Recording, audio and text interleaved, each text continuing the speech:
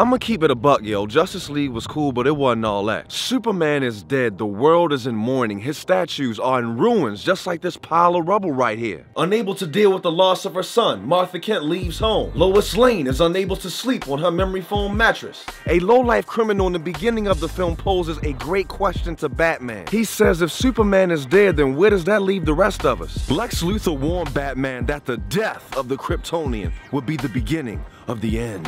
A supervillain named Steppenwolf is taking the Apocalypse tour with him to Earth to be said ending. So Batman, knowing that he can't do it alone, has to reach out and ask for help from other super people. So one of the biggest faults of this film is that Steppenwolf's background and endgame for destroying the world is never explained. And because his endgame goes unexplained, he feels like a flat, uninspired character. I understood why Hela wanted to destroy Asgard. I understood why Ultron wanted to kill the Avengers. They had a specific goal in mind. As if you need to be told this movie's beautiful, Gotham's beautiful. Some scenes were so pretty, it was like looking at Nia Long for the first time, goddamn. And there were moments where the CGI was almost too much. Almost, it didn't fully get there, but it was like right there. It didn't get here, but it was her. And I'm still loving Zack Snyder's take on all that is Batman, the home, the plane, the car, the gadgets. And because I love The Dark Knight Returns and Batman Beyond so much, one of my favorite things on Earth is tired and grumpy Batman. He's Brett Favre in the Vikings uniform. He's Tom Brady when he finally retires in 2030. He doesn't heal the same. He has to take cat naps in the middle of the day. And by the way, one of my favorite scenes in Batman Beyond is when old man Batman pulls out a gun on a goon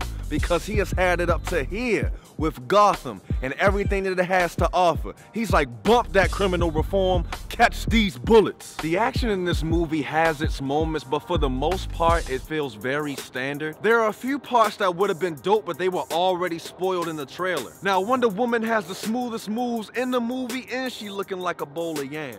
It's cold as hell, I'm going back home. You're gonna get most of the comic relief from Flash in this one. He has some really cool slow-mo, Quicksilver-like scenes. As far as Cyborg, Flash, and Aquaman being entertaining and well acted, I have no complaints. They all have moments where they are the center of attention. However, it seemed like Flash, Cyborg, and Aquaman's backgrounds were rushed. This is where the movie really suffers because DC didn't do the proper build-up for each individual hero like Marvel did for the Avengers. So in the interest of time, you're not going to be able to thoroughly build these characters. And this is a result of poor planning and poor choices made by DC. They were focused entirely too much on Marvel's results and not the methods Marvel used to get those results. So you have to know about Aquaman and Cyborg going in. Some do, some don't. So aside from the usual suspects of Batman, Superman, and Wonder Woman, we don't know what drives these new heroes beyond saving the world because I'm a good guy and I have powers and that's what good guys do. If I didn't personally know their backstory, they will be skeletons to me. Considering that Flash has his own TV show,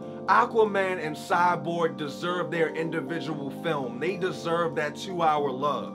At times, this movie really dragged. There were some scenes that could have been cut short. At some points, the plot tried to be the DC mess that I expected it to be. And again, because Steppenwolf isn't introduced properly, he's a satisfactory villain. I left the theater wishing he had more of a personality. I mean, he's a axe-wielding, proclaimed bringer of the end. I was hoping that he would be more intimidating. Maybe I've been spoiled by Hela and Ultron. He didn't give me the same fear or the same nervousness they did. And then because this film is competing with Thor Ragnarok, with Captain America Civil War, with Age of Ultron, this is a problem. With the Marvel films like Ultron and Civil War, I honestly felt like there were moments where the heroes were going to lose it all. As my homie Kevin said, Steppenwolf should have been more of a problem. In the end, this movie is more focused, so it's better than Batman vs. Superman. Following the Wonder Woman film, it's another step in the right direction for DC. I'm excited for the future as well. According to Gizmodo.com, DC is supposed to be doing a film based on Justice League Flashpoint. And if you haven't seen Justice League Flashpoint, right after you watch this,